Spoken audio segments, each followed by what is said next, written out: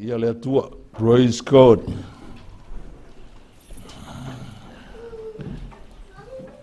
O te iloa ua o tātou umotangata ua whaolaina, ua tātou iloa le lei o le atua. E le tau silingi ala le mea za e whai tausanga fōu waima e whai Christmasi ai. Le anga o le atua ia mea uma, ia iso se mea, ameni, O le tala na tuspa ia leo se tala au, al tala tuspa ia le atua i mea uma lava. O le atua e sel whai mea pāleni. O le winga lau tala. Ma nei ale vi inga o le atua le ne foi trai au. E le aise si o tātou vai. Ai whapena foi la le atua le whinanga le atua ia oi. Ai whalongo foi. Aua te vai le whalongo le upua le atua. Ameni. E tau te whaia mea uma. I le tala voi lea Iesu i lanta talo. E le whaia lo loto. Ameni. Ai whai le mea whinangalo ia ile tama. Ta tonu lava a tonu e maua mai fo ia sesi le nei sauninga, nei te, nei tai au. Ia e whawhelo ai fo ia te oe, e le o oe o se tangata ese, pe a whai ua e talia le o Iesu. Le anga le tu e tangata ese ai tātou, whai mai al tala le tusi o e fesu ua le tu e tangata ese, po oe au mau. Ai ua nuu whatasi ma le au pa ia o le ainga o le atua. E ia lalo taito nunga o tātou lava o tangata ua talia Iesu o le ainga o le atua. Po whea lava te whalongolongo mai ai, o le tatalo. Ia isa o ngā fo i o nei mata upu i lo soifua. Whamalulu atu mai lau le launga atu whapalangi. Ia te tonu lava o le sosoani le nganga o le atua ia oe pea i lofa sa moa. Ia e mawhai ai ona e maua le whinangalo tonu o le atua e tusa o le nei upula tātou whalongolongo iai. Peo nau whai atu e le whesilingia le alofa o le atua man whamaoni o le atua po whiana ta apel tātou a inga sa lua whioa ima le atua. Ameni. Sa lua no nofo whatasi ma le atua, sa lua oe whatau ma le atua. Aleluia. Pe sa ofo tsami sa o whatasi ma le atua. Ameni. E a watu mawhau le leia o e teua e mitavale e malemo. Ameni. Ai te iloa ime tawana e o iaia iloa e te leiloa au so pe iuta. Ameni. Ia ai tu pele au fe au si o tai. Ai aua te fiola whata i tai voi le siwae. E oi meo whale e tonu. Ameni. Ai a tātou wola wheso o tai ma le atua i teimi uma. Ia le atua. Whaftai eu ia na vala fo i teimi sa iaili. Nei teimi aso malolo mas whiawhia ia a te loa sa ele ai se vai le atua. Leanga whai mai tuspa ia ele mamao le, whai mai a apa le atua ia ua ele mea lai te loto iai. Pe te wala au le atua i nei a lai te mana au le mea Samoa, e apa le atua au. Amen, O le na o le atua le tātou te au auna iai, o le ofofongia na o le atua. A tātou whawai teimi nei wo iai. Oka se ofofongia o le marosi le sau i ngā luenga mamana le atua. O mea tangata makua Faamalosi afi o loli kele mata vale. Kua inga hafi ese. Saua ia ta whenga ave uma ameni Pe ia le alua me o la awa whikusi. Ia mea lei ei. O te nofola, ma vau le atua. Ai o leo te whitala noe li tai au le nei le alofa o fofongia o le atua. Ai leo le alofa o fofongia leo le atua Leo whai atua i leo mai ai mea, a tonu lai ai tonu nalo na alofa i tangata. Le lopo lesi winga o mai mea nei se whawhangu lo ma whawhau. Whawhangu tangata e toi whamanatu. Langa ia le aso lea tātou te whatali ai. Awa o tala Paulo ai ola mole ali, e te o tifoi mole ali. O tātou o talia le li o Yesu, o tātou wola mo le li. E le aise tangata o talia Yesu ai o la moia. Amen. O tātou talia le li o Yesu, wola mo Yesu, e te oti foi mo Yesu. Amen. Le vape e talia Yesu na e alu le vape a o se teimi te fia sa loto ina e fai atu le Yesu. So walukasi atua e inga o koe sa waila. Amen. Leanga a e ola loa mo Yesu, o tia i mea sa e fia iai. Tu sa wa sui ele atua lo wolanga. Amen. Mea na fai mai paulo o le nei a fai wa ya Keriso se tasi. O le tangata fau. Wa mawai mea tuai wa whawina mea uma. O mea uma foi e mai le atua. O le telo tangata ata upuna. O nalu leo lato mawhau i mea fau o fale o ta avale. Amen. Ia o mea o moenga o ie afu o lava. Le ai o mea fau le amai le atua e fau lo mawhau. Fau lo wolanga. Fau au winga. Fau au mea fai.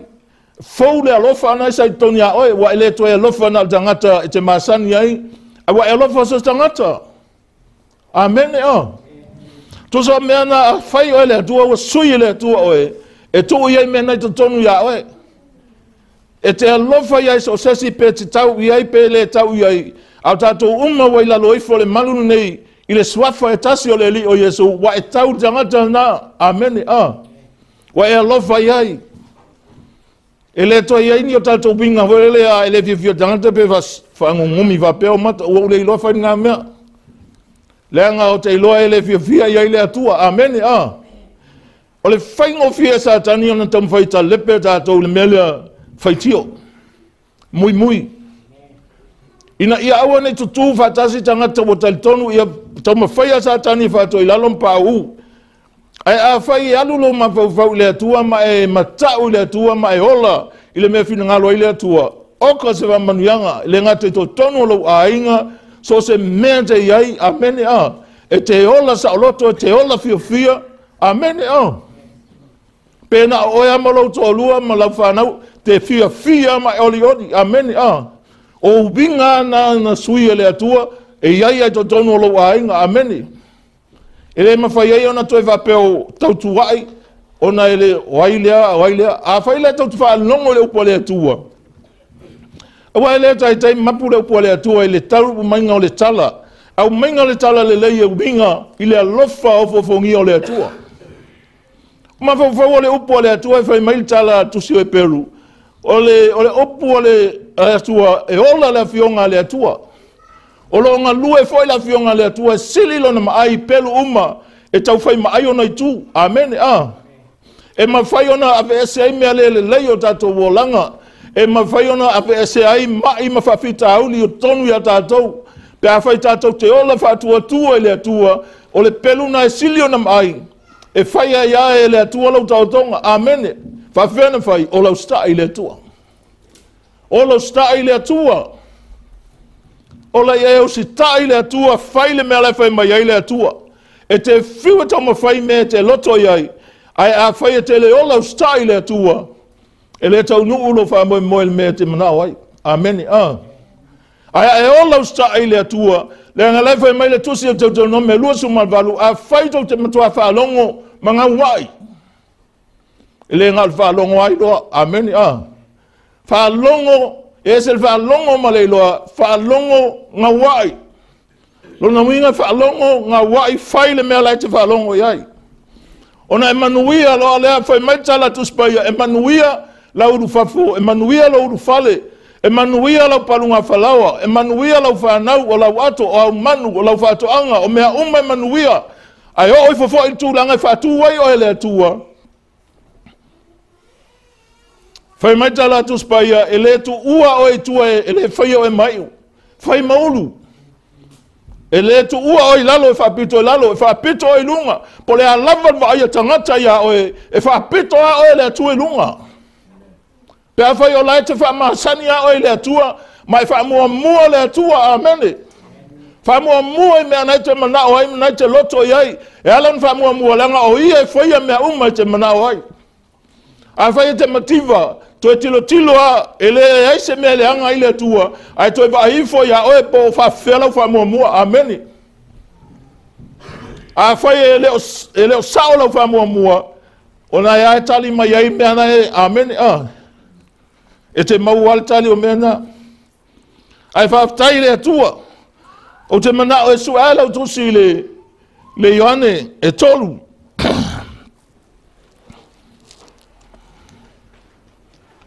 Ioane tolu fai upo e sifur maleono fai upo tatou. Tau loto ina le fai upo. Aleluia. O te whiua tau mawhawhau pole atonu le winga o le whainga o le whai upu, a wā o whapea lava, o nā lofa mai o le atua le lalolangi. Amen, Awa maula utu si tato whai tau whatasit whai upu na.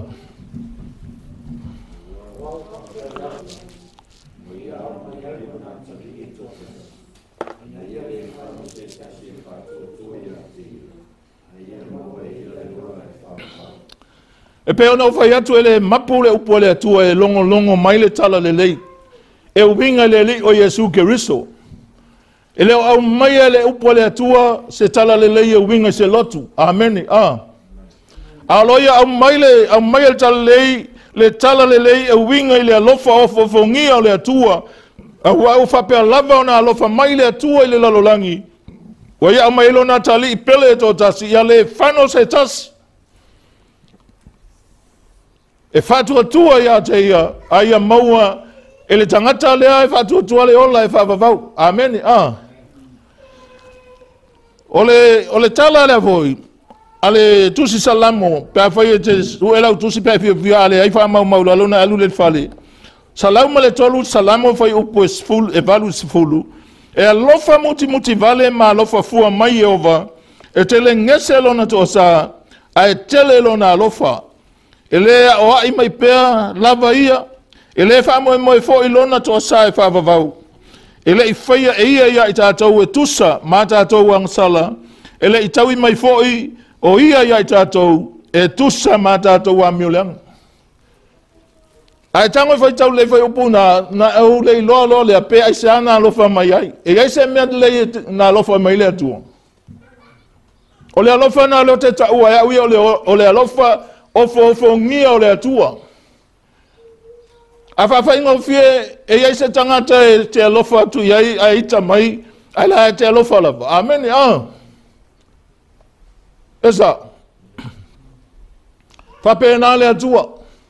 E le ai ma se mea le leina whai el tangata, wanga sala tangata uma, ma wale o le vi inga mai le atua. O aina taua mai na mea, na tau mai ai le fionga pa ia le atua ia tātou. Fai mai le Roma e lufu tolu, fai upu Roma e lima, fai upu e valu, ua faali tino mai e le atua, lona lava alofa ia I tātou, ina ua maliu Keriso masuio I tātou, a tātou wanga sala bea. A tātou mawhau lai le upu le atua, mawhau fo le tatala lau loto, amen, Leanga a tula unga I whapea tangat whaila unga o lai langa ki whasanga mai whapea buat makua tu mua o le upu au le atu o lai na sifia ameni ai loa lai tatala ilo loto na uva ai ai le suinga o lo wolanga ameni wa va ai lo wolanga wa inga wa I le upu o le atua wa e whasa o le upu o le atua hallelujah praise God o le mea whai atua I e matua ma whau po ile whaitete, leanga o le upo o le atua.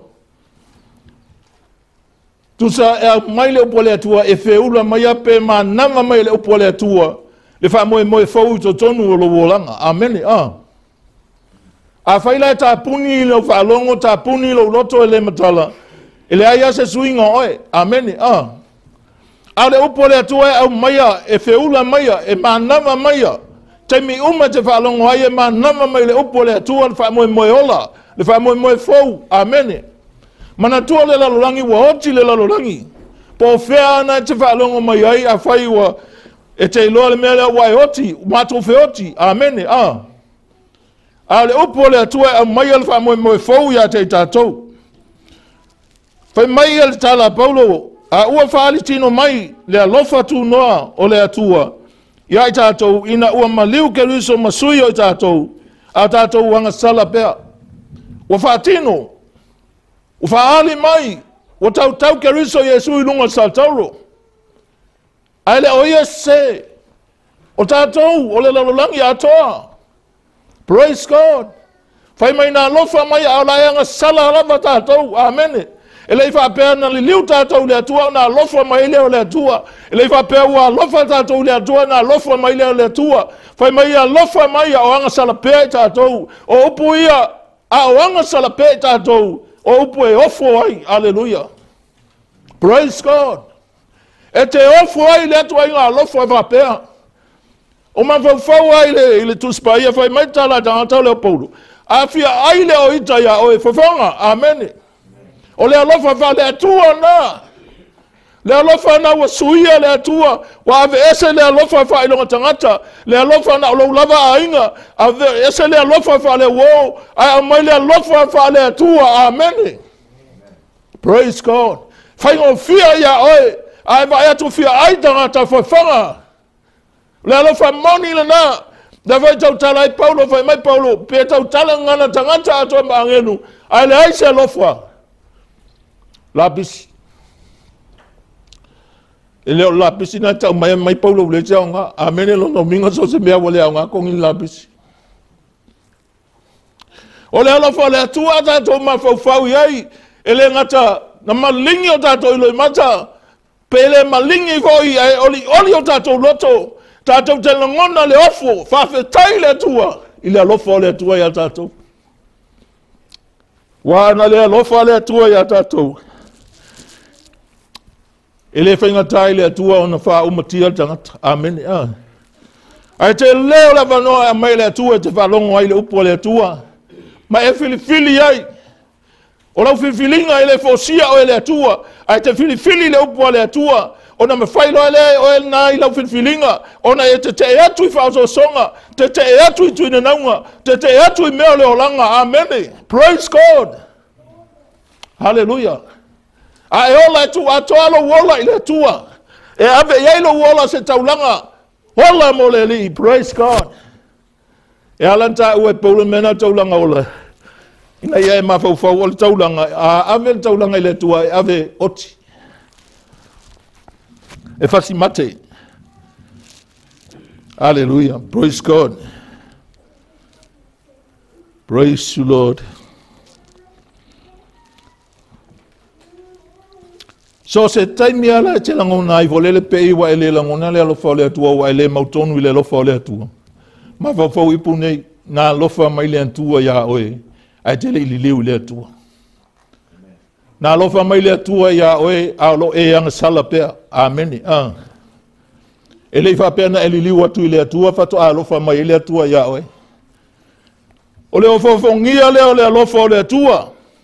O upu na fa atupu ai o tatou langona. Le ofo tele ile alofo le atua. Na ya awina mayailo na tali e to tasi. Amen. Hallelujah. Ana se tua se tangata. Se manuanga sala tangata fatatia yai. Nofo sala e yai le aso e te oti yai. E fa sala ai tangata uma. Ai uia na sala fai mai tala tus paele Ioane na fai upasufitu Ioane tolu fai upasufitu awaile ya mai le atua le na tali la langi fa sala le lalolangi ai na ya fa ola tangata. Au e no fo mai tala ne ia e lo o e na mafu ai na sau Yesu. Na sau fa ola oe. Na sau e fa ola oe na te fa longo mai nei sau ninga. Na sau e fa ola so tangata. Ele sau Yesu e faisa lotu na sau e whaola tangata ang sala le tangata ua nofo fua a ua iain whasalanga o loro loma mo ia. Hallelujah. Praise God. Alfi au le tatou mo tatou uma. Praise God. Hallelujah. Ia e mauti no lava na te mawhaia i lea lava alofa o na Faamalosi lo wolanga ina i e alofa ia teia. Ai talia Yesu mai le alofo Yesu ya oe. Wa ya oe le malosi mawhaiona e te te so se whao so songa. Po ame o mai ya oe o le alofa na te alofo i le tua. Praise God. te tapuni ai whawha o songa malawolanga. E te ola whamaoni ai e te le ola pepelo. Amen. Praise God. Aisea, leanga o lau wa ai. O la e le tino o le atua la e sila mai a oe. O le whaole tanga tele mo i tātou, wa o na whātau nuina. Ina ua au maia e le atua lo na alo e tō tasi. E maliu mo i tātou i lunga sa taulu. Ma whamalingina lo na toto. Whamanga lo ia tātou wangsana. O e loa lo tā ua i le atua. Wa e te iloa. A o na e whaalongo i o mātua ma e iloa le atua, ma o na e iloa le tāua o i le atua. Whainga o fia ia na ofo i nātu oe lava. Amene a. Ofo atu oe mo le atua. A wā tātou te le whamoe moe whapeo le atua e lofa. Ai tātou whamoe moe e ia le whai a me tātou te loto iai. Ai alofa le atua le ai. Ei ai le taimi e tapuni ai. Le alofa tu no le atua. Fai upo su fitu na le Ioane. A wae le au ina mai e le atua lo na tali i le lalolangi. Ina ia wha asala i le lalolangi. A ia wha ola ina le lalolangi a te ia. Mena le fai mai e Yesu tusi foi e Ioane spulu fai mai. O le ui fai toa e wha ola ina. O ai fai toa o Yesu. Fetala ia Yesu e rifea ia ia fa mai o au nei o le ala o le pumoni ma le ola. E le alu asa si tama pe a le ui mai atea. O talia o Yesu, e le asa e senga malifangu fo ile leu. Wave se uma vaisa ia e utu ia ile si vai foua. Amen. Na whaunga loa lea. Inu ai tangata i ola tangata. Amen. O sao ni e le atua tatou whaotanga wa uma. E ala ele li o Yesu. Le ana alofa mai a te tatou. Na ia whaatino. Le whaolatanga mo i tatou. E ei upuna e whapea o tau nuu. Ua whaia le nei mo e. Hallelujah. E ui labela ina no fosala tangata uma i le lalolangi. A o le atua. O lona alofa e OFOOFOGIA. Na wina mai ai lona talii, lona alo, ia whaola ina laulangi. Whai mai le Ioane tolu whai psu valu, o le whatuatua ia te ia, e le whasala ina o ia. A o le whatuatua, ua nofo sala nei lava o ia, a wai le whatuatua lava ia, i le ingoa o le antali e toa tasi o le atua. Le efeso mua whai upo fitu, o ia foi o Yesu, ua tātou mau ai le tongi ola ilona toto, o le whamanga loina leo angasala, e tusa ma le oloa whaulai, o lona alofa atu noa. Oka se alofa, amen. E fiu al tangata e ta alo e le te uma le alofa, amen. O loa whaulai. Iai le alofa na ia o e ua tamau a inga, amen. Tamau a inga I manatu langona.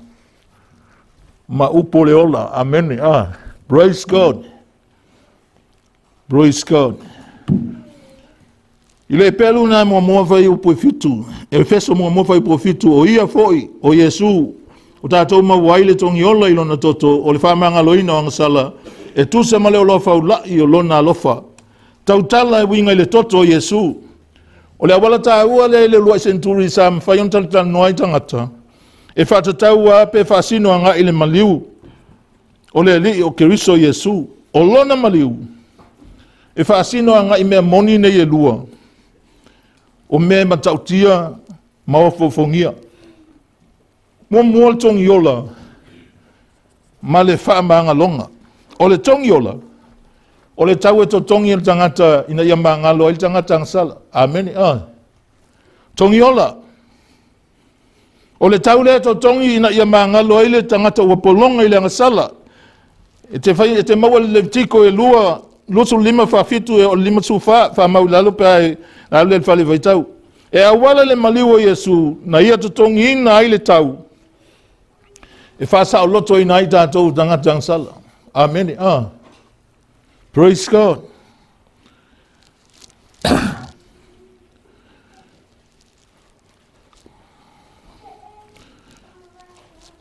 sa polonga I tātou lang sala. A whapeo la e tangata lai whai te langona leilo nofo polonga. Amen. E te nofo I popoli. Te nofo I leiso sa lotonga. Ai wa umana tutongi e Yesu le tau. Ina ia e sa loto ai mai lang sala. O le whamanga longa. Na whaaudu whale mai le taimi o le whenga tua I lunga o le whaavai Autu lea. O le whaamasa aina o le toto. I le leptiko na e suman fitu whai suman tasi au wā o I le toto le ola o le tino. Wa Autu ina atu ai fo I ate outou e whai ai le tongi ola. Mo outou I lunga o le whata whai taulanga. Au wā o le toto o le mea lama lea e whai ai le tongi ola mo le tangata. Whai mai le e pelu e iwa whai polufu lua. A le o iai fo I se wha malingina o le toto. Wa le ai fo I se wha mangaloina. O le au noa lama le toto le li o Yesu. E le ai as wha mangalonga o tātou. Praise God. E le ai as e me mawhai wha mangalo I tātou se toto o manu. Amen. Au inasa au mai ele ata I whenga inga tuai. Wa wha mangaloina nei tātou I lunga o le wha vaelea. O se wha vai Autu. I le wha malingina o le toto o le li wha olo Yesu. Na maliu o ia. O ia o le taulanga, o le toe taulanga, taulanga final sacrifice for everyone, for the world. Hallelujah, praise God. Wa tongi o laina I tātou e ala I le toto o Keriso Yesu. O le whamangaloina le wangasala, e tusa ma le olofa ulai o lona ALOFA tu noa. Te whialua I ala, e te iloa o tangata wai mangalo. Ai a whape te le langona wai mangalo. O le mea nai whai ei ma ita. Amene. Mai ati nguvu e lesi tangata. Ai lo wai mangalo. E te ola fia lava. Amene. E tau solo mua ia oele. Te ilo e ia alwhana wale atu. Ai Faamalosi lesi. Amene. E le atu wai lesi. Praise God. E le finau. Ele manatu I po ai sili. O le mea moni ele finangalo le atua ia whanus tangata na ia whaia. A o le atua, ua iai le whaulai o le ALOFA. O na olona lava ALOFA tele na ia ALOFA mai ai a te tātou. A o oti lava I tātou ia mio leanga. Ua na whaola mai a te tātou whaatasi ma Keriso. O le ALOFA tu noa ua whaola ina ai. O tau. Tātou. Le ALOFA tu noa o le atua. Ele o ngalo ia ule la o ngali sweife au whai mai anga o ia o le atua mangu e pei ale pasinga o tanga tol peenga ka peo le loi. Tolo mai le tanga kango omil. Ai whapta ia le atua langa ele au mai le atua se pule wha peenga tanga talo ngau winga. Ele ilo koe a mea o iai. O mea ngai le leile atua, ele manga ole atua te whaasanga tau lesi tangata, tangata langa mali uai Yesu, amen, Ai ta tau ana Efeso soani tangata, I tusi o tito I tolu whai upo tolu o le lima I whapea. Au wā I tātou fo, I sāwa lea I tātou ana mua ma whaanunga tā, ma whaase se ina, sa au auna I tu ina nau ma mea se, ma mea ese fia ai, sa no nofo ma le loto le anga, ma le mataua, sa inusia ma ita ngai. A ua whaalia mai le anga le leima le ALOFA I tangata o lo tātou atua, lo tātou whaola le atua. Ona whaola mai ai lea o ia I a te tātou. Ele ona o ngā luenga o I le amiotonu sa tātou whaia. A tusa malona lava ALOFA I le whata ele ina, I le toi fuata ina, ma le whawhauina ele anganga. Wana whaamalingi tele mai I lunga o I tātou. Ona o Yesu Keriso lo tātou whaola.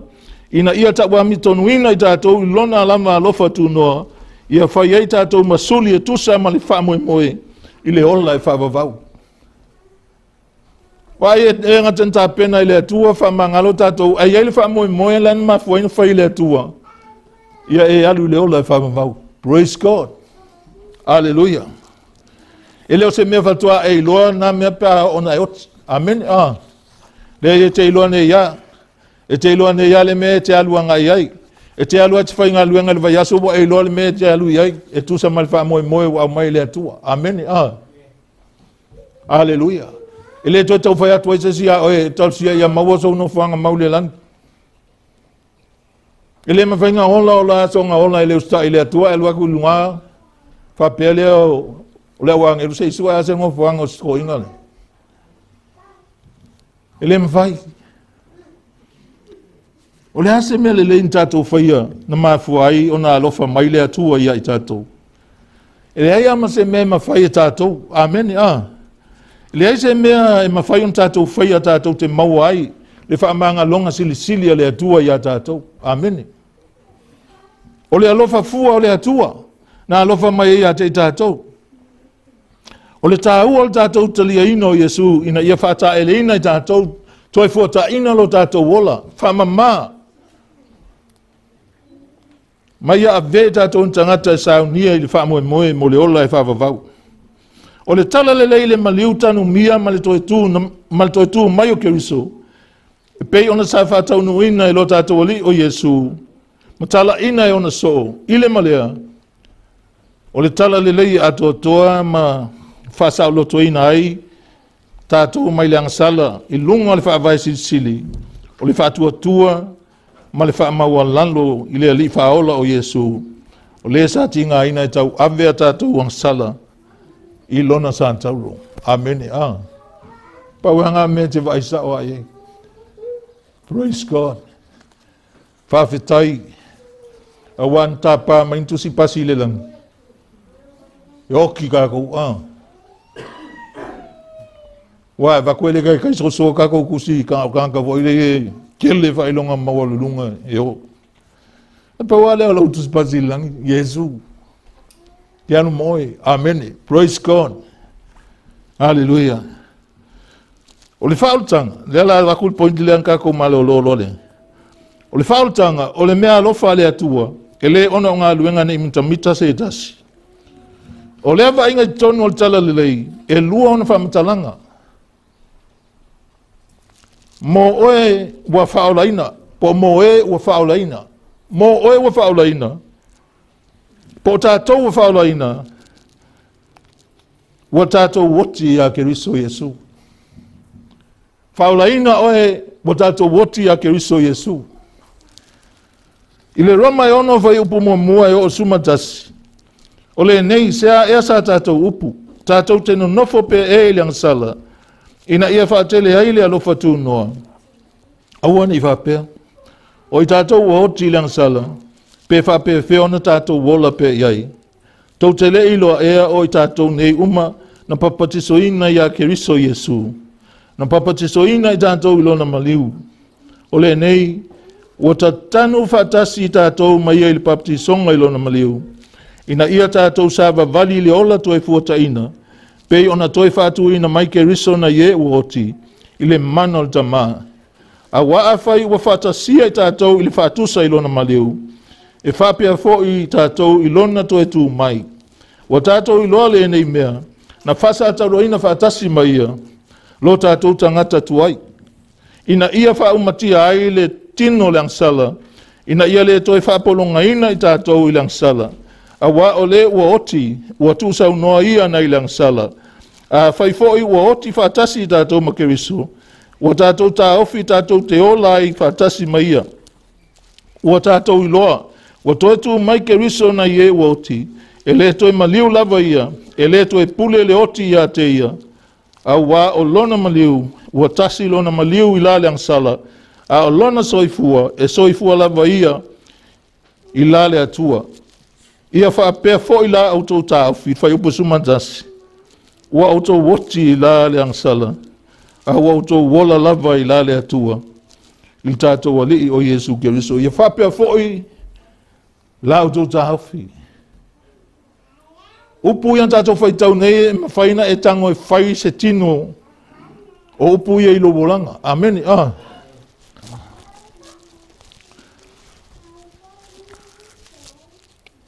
Ia whapea fo i la auto tāwhi, ua auto woti la le angasala, ua auto wola lava i la le atua, i lo tātou ali o Yesu Keriso. O lona winga, e ta tau ona whatu langa whapena o tātou mawhauwhau. O tātou winga angasala tuai, e tusa ua oti, Ma ua tātou le toe la ngona ina o tātou olanga na. Amen. Amen. O se mea leile mo oi. Mo hau ma tātou umalama. Pea whai te tango whaatino upo ia tu spai e ilo olanga. Wa le toe ola lau tangata tuai. Wa tanu mia whaatasi woti. O le whainga māsani o le baptiso ngai le vai. O le whaatofu. Te lea whiwhina wa i tangata i lea mea. Whai mai se whaatutulu mo aulu. Whai mai se whaatofu. Ia o le whainga māsani ia tami o Iesu na whaatofu voi. E ui ana le angasala e sa whaatofu Iesu. O le whainga māsani na o le baptiso ngai whaatofu i lea whainga. O Keriso fau e papatiso ina. E matua tanu mia ma lilo ato i le vai. O le whaailonga o le oti. Ma le tanu mia o winga ma mionga. Ma wala tuai o lona olanga. Amen. Alua i lalo. Tanu mia le vai. Ele va pe va tofu lalo fata ele langa o vela tele. Amen. Le ai o le whailonga o le tanu mia. O le oti tanu mia. Praise God. Wa to tu mai lunga. O le tātou o ese mai whafo mai le vai. O le whailonga o le tātou to tu mai i le ola fou whatasi ma Keriso. Amen. E maua mai me. O mela nga o tātou whiwhilinga e whaatino ai. O tātou a miola whapena, tātou te pūlea mana onga, ma whaososonga, ma winga tuai e tusa ai ma le tuunga, ua tātou woti. Amen. O tātou woti. E le toi whamana atua le vaile ana e papatiso ai. A le atal na o le whailonga, e te ilo ai ua woti. Ua tanu mia lo tangata tuai. I le kalatia na e tolu whai upalusu fitu i lufuruiva a wā o tō malama na papatiso ina ya Keriso, wā o tō o ofu ya Keriso. E leo iai se iutaia po se eleni, e leo iai se polonga po se sauloto, e leo iai se tane po se fafine. A wā tasi lava o tō uma ya Keriso Yesu. A whai foi e o Keriso o tō, e moni o le whanau o tō apera amo, o suli foi e tusa, ma le mea na fola ina. Praise God. Ele toi whailonga tangata ai i tātou. Wa tasi i tātou umai luma o le atua. Amen. Walan whapea o whanau apera amolanga o apera amolta mala o whatua tua. Amen. Mantua whaina whawhinau ia sumale. Autu si upumna whasei o le mwhai mai vanga o tama o lātou apera amoe whai mai Iesu le ai o tama o tauti apol. Nanga tau te fia whai ame whai il tau tama. Pai mai Iesu anga whapea tama o tau apera amo mango e tau te ALOFA mai a tau whaia mea le whaia apera amo. Amen. Praise God. O te leo whaia atu la e tu waipo wailwha na o apera amo. Ai a whaia e ola tangata voi lele e ola pe i e whoi ia ilo na olanga. Ia a tonua e leo se atali o apera amo. Amen. Praise God. Whai mai paulo whaasataro ina whaatasi ma o Keriso e leo to e ola au. Leo to yola. Me leo whai atu e mol tangata wa whaola ina wa e oti le li o Yesu. Praise God. Wa lava i lea tala. Se i tato laa i le mea lea se i tuli loa. Le mea lona lua o mea le no whai atu ai. O mea moni e matua mata utia ma OFOOFOGIA. Praise God. Lua. Mo e le i whaola ina. Ai longa i se sio tātou i ele i whaulen. Se si longa ni mapewha ele i whaulen.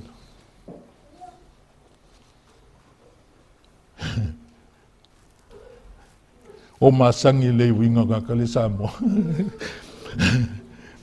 Ai whaptai. Ngā oe la lea wa umatu ele vaenga mua. Wa e oti le li o Yesu. Vaenga lea a whapabea nai te whaalongo mai voia e tele Italia Yesu o tele i whaulaina. Mo oe le i whaulaina, na ma liu Keriso Yesu mo oe. Alleluia. Praise God. Whai mai whai opuna sfulma leono, whai mtato matua, wa whapea lava o na ALOFA mai le atua le lalulangi. Wa iau mai lona tali e tō tasi na ia le whano se tasi whatua tua ia te ia. Ia maua le ola e whawawau. O le mea moa mua e whai le tangata le whaolaina. Ia e loa o le tangata sala. E te mana mia le whaola tanga le atua i loa langa. Wa tau mai a te tātou le upo le atua. Wa ngā sala tangata uma. Le aia masesina le lei luma o le atua. Praise God. Wa la pata ina fo i tātou o le tutongi o le ngasala o le oti. O le oti mua le tea ese o le tangata mai le atua. Wa le atua iaise maftanga wha le anganga tangata ma le atua. Pe tai o le mea alofa fo ai fua le atua o le ola e whavavau e awala i lona alo o Yesu Keriso lo tātou wali. I le Isaia e ono whai upo e lima whai mai Isaia a wea au nei ai a whano. A wa o au le tangata lau ngutu leanga. Wa au fo i mātou te mau whaatasi ma le nuu lau ngutu leanga. A wa lava ua i loa i o mata le tupu o Yehova o au. Ma kua pinpointa i Isaia le taimin whaolaina i lona anganga. Taimin anofo ele manu. Ai va ai atu le mamalu o le atua. Fato ai loa le Isaia le mamalu o le atua. Fa longo atu fo i vi inga angelu. E pa ia. O lo tali vitali ai angelu le vi inga. Na wai loa Isaia ia mea. Na ia loa ai fai mai awe au nei ai a whanu. Na oi vale loto Isaia taimina ele ai se tangata sala. E sao luma o le atua. Wa o le tangata sala, ma tau te nofo whatasi ma nuu la ngutu leanga. Wa o le tangata la ngutu leanga, whai mai tala, na lele mai lea o le se rafi ma le i ofi. Au mai le malala ola mai o le onga umu. Whapipi e la ngutu Isaia. Muli ane whapea ile angelu ya Isaia. Wa whapipi i atu nei mea o la ngutu. E ave ese ai lau a mio leanga, wa whamangalo ina lau ang sala. E leo le malala na ave ese ai le sala. A le upo le atua. Le leo le anfai mai wa whapi i atu le mele na. E ui ana ola le malala e ti ngā pe atu ula ngutu o tangata e mū ai. Amen. A lawa watu le leo wa whamangalo ina lau ang sala. Wa ave ese lau a mio leanga. Sala ngona le Isaia. Le ti ngā o le meo le tā ofi o lona o langa. Awane toi fia i mena fia i ai. Na o wha longo Isaia le whapea mai o le leo. O ai e alu atu mo i mātou. E ui anana le i loa, po o le ale tau nuunga, o le ale mea e alu i ai, e whawhiwhena whai, whawhiwhena wha tau nuu. Ai whai mai na tali a Isaia, wa ule nei, i nā au wina atua. O tātou fo, i tātou anu whamangalo ina tātou a mio leanga, ai tātou tele i o atu e moli maule li wha aola o Yesu. Amen. I a vei tātou tangatou whamamaina, o tātou langona, le ti ngā o le ave senga, o mea ti ngā, ma mea sa tātou fia iai. Mo whamangalo i tātou e le atua. Wa e ofo i le atua, e le whiwhilia mai e le atua si tangata. E a wala ale whiwhilia le atua i nunga, le ofo le olanga tangata i le atua. Whai mai sa ia o aule nei, au ina atua. A ele i o tātou i ngā lue mo le li. Whama mā tātou e peo Isaia. Amen. Ave ese uma matau tino atu a tātou me se le atua. Ave ese a tātou me leanga. Po ha mea lai luma, tau te le fsili atu le atua, pe whaingofia pe whaingata. O le mea na e la whea ngai mawai. E tō wailo o langa atoa i le atua. E te ola mo ia, e te oti mo ia. Praise God. O e tangata leo Isaia. Le whato awala awina i ilo na o langa i tongo sauninga lea. Whai mai taimi na oti ai usia. Na ia wa ai le mamanu o le atua. E alan whai loa mai le atua lon mamanu ia oe. Ia e loa e whamamao e. Whamamao e. Whai mai Isaia. A wea au nei ai a whano. Nai loa le lei lona. Na ia tangi o e loa. E le eise ava noa o ia lata i le atua. Ai whai mai a ia. A wea au nei ai a whano. O a o le lau ngutu leanga. Tangata lau ngutu leanga. Kei lo afa lau tele fa pe o a ul tangata e tautala i mea valea. I upu valea. I upu le lei. Vai o il tangata o whaulaina. Whai mai tala Paulo i a Efeso. Awane ia luatu se upu leanga i auto ngutu. Na upu le lei au ngai mea ati ai. Ele ngatana le lei il tangata le whaalongolongo mai. Le fai, le te fai atu ia le upu. Ai le lei mal tangata le whaalongolongo. Praise God. Hallelujah. Whaftai le atua. Na ofo Isaia. Ma tuu ina atu lo na ola i le atua. A whai o e whalongolongo mai nei mta pun nei foi sauninga. Mai e loa. Le a wala tanga sala ia i loa tanga sala. E le ofo nei ea lo wola mo le li. Ofo i le atua. Talia le li o Yesu lo loto. Whatontonu e ia lo wola. O mea o malava e na te au mai e whatumu ai oe. I te le popole. Pole asa wa onga na i ai. Te le popole pe lo loa se mea. Pele le ai. Paua le mea sa ungi e te ola ustai le tua. Talia le li o Yesu te ola ai. A whai o e whatumu le manoa lo wolanga i mea whalalaulangi. E le ma whai ona e avesea. Avese loa. E mana o Yesu e whatumu lo wolanga. Ia hia lava. Whaatumu ilo na tumu. Ile ta mau a inga whale anganga. E a veo e matangata. E te hola e mo mau le tua. Whapena fo i a te tātou. Tātou o e ua whaolaina. O tātou woti le li o Yesu. Woti. O leo toi mawhai e tātou ana whai se mea. Ola fia fia la ia to tono o lo a inga. Tala noa fia fia. Pule tātou to tono o tātou loto. O nai ae sao whai e na ama no fo tupu o le li o Yesu. E mawhai e o na veo e matangata fia fia. To tono o lo a inga. Tele tua i ai po la sesi. Pe iai sesi tua i se leanga. Ai te iwe ina o launga luenga na i whai. Ia le lei masos tangata. A wau whapea lava o na alofa mai le atua le laulangi. Praise God.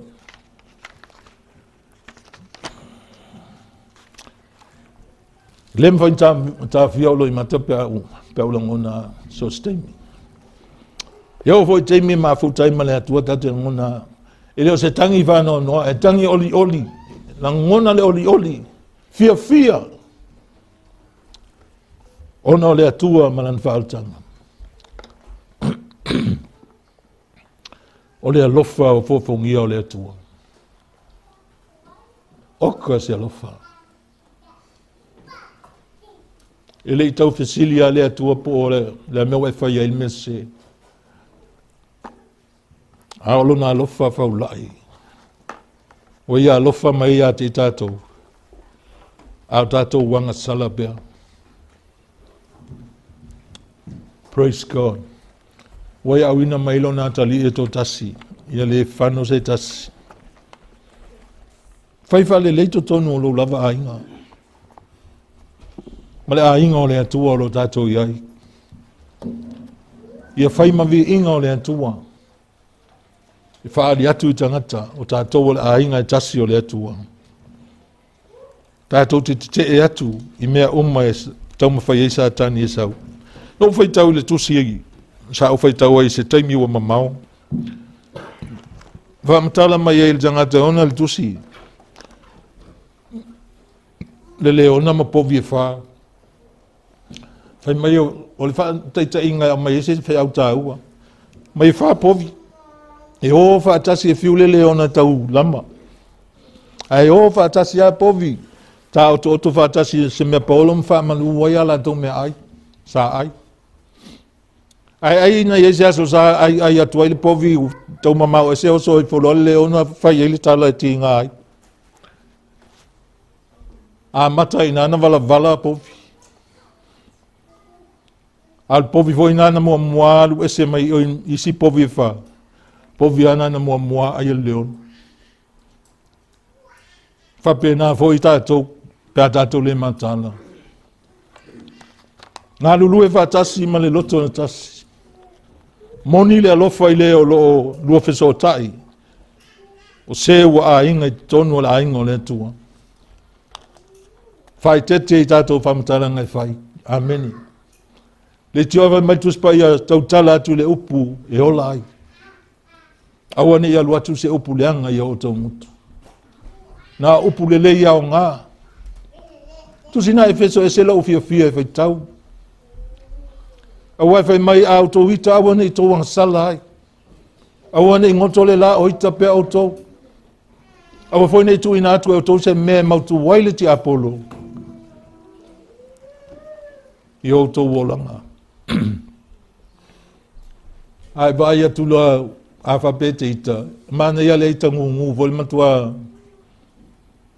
Awa foi songa matua Faamalosi vua. Pa pea ngungu voli le awa te toi tautala. Se va longa tua woso mai lunga le upu le yo solo. Amen. Ai le fai atu ai le fa longa woso mai upu le la saua ai fa ko polo foi ko. Ai musu ka kala le lesi. E mana o le atua i fial fani tanto. E alofa le atua i le lalolangi tangata uma. E alofa so se lanu so se ngana. O le ana fio mai ai Yesu e fa ola i tanto. A waili au ina mai le atua lona tali i lalolangi. E fa sala le lalolangi. Wala e wono fo sala le lalolangi. A lo tali o Yesu. Wa e alu ese mai e fa salanga. Ai sa uni lo wolanga mo le ola e fa vau sa uni le atua. Mo tātou. Praise God. Be real. Am vea oi matangata moni o le atua. Hallelujah. Ma e ola oi le tangata nganue i le atua. Te whaalango lango i le atua. I le alofa mai o le atua. Praise God. Whamanuia mai le atua i ai tātou. I le nei teimi maso uma o i luma. Alofa le atua. Pea e whaalongolongo mai foi, au e langona le polonga o le angasala sa au iei foi. Sa au ola fia fia i le lalolangi. Sa au nau i le Faamalosi, so se tu ai ngā winga le lei. Sa au iei na. Au te iloa e te langona la utala, a le ai sa utapaa e te polonga. Te nofo a e te alu le tae meo mutskaleti. Po ile ia o ta ai na o pepa grace, po ile sa vatu. Ta ai pepa ta ai. Me o feula tangata matiai. Na alu lo le tae mai to ta ai pusa i oi. Ona polonga le ton. Te mi vo i wole ai sa me e inu. I te whalongo awa e fia inu awa e polonga. Te ngana i loe le au ngā e whaia. A o Yesu e se le mana ia pe tangota lia Yesu. E malia i lo loto i mea lei. E te leto e polonga i le angasala. E leto e wha polonga ina lava o e le angasala. E ala na wha polonga o e le angasala. O na wai toi filifili. A wa e ui le alofa le atua. Au mai a o e filifilinga e te whaia. Ameni. E te whaia al filifilinga. Po le atua. Po le angasala. Wa e le Faamalosia o e le atua. Ai a whaia te filifilia Yesu e vea maalim whaola. Aleluia. O se filifilinga sili na nta ua i luma o le atua. E maua i lo sa lo tonga. Whapea o e pole alimea lai po longa iste angata e vai atu e se au lato winga pe whanoa noa. E se au lato uolanga pe e feitai. O lai po longa i a satani. Au tato. Whai se tato ngā luenga le lei. Mona i o tato uso a tangata. O e o lo wha polonga ina le li o le lalulangi. E leo le fia toa. E leo le fia tama leanga. Leanga i le mawhai ana tu i luma o le atua. Se tangata mi o leanga. Ia whamanuia le atua i lo loto.